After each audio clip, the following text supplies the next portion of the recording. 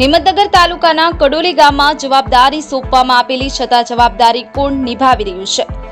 લો બોલો. વોટર વર્ક્સના પ્રમુખ દિનેશસિંહે ખબર નથી કે ગામમાં કોણ પાણી છોડી દેશે, જ્યારે જવાબદારી એમને આપવામાં આવી છે. છતાં હિંમતનગરના કડોલી ગામમાં પીવાના પાણીની રેલમછેલ. કડોલીમાં પીવાના પાણીની પાઇપલાઇનમાં ભંગાણ થતા રોડ પર ફરી વળ્યા પાણીનો બગાડ થતા ગામ લોકોમાં રોષ ભભૂકી ઉઠ્યો છે. હિંમતનગર તાલુકાના કડોલી ગામમાં પીવાના પાણીની પાઇપલાઇન લીકેજ થતા હજારો લીટર પાણીનો વેડફાટ થયો છે.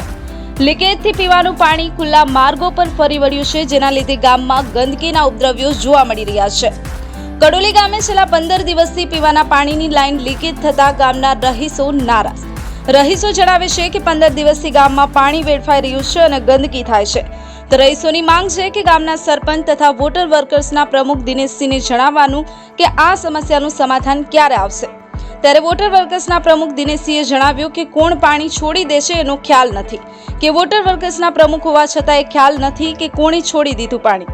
ત્યારે જણાવવાનું એ રહ્યું કે આ સમાધાન ક્યારે આવશે અને રહીશોની માંગ ક્યારે પૂરી થશે.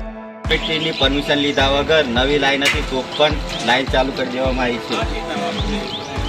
અને કોઈ પરમિશન લીધા વગર સ્વિચ પાડીને મોટર ચાલુ કરવામાં આવી છે. અને મારા ઘેર આજે લગ્નનું પ્રસંગ છે, જમણવાર છે.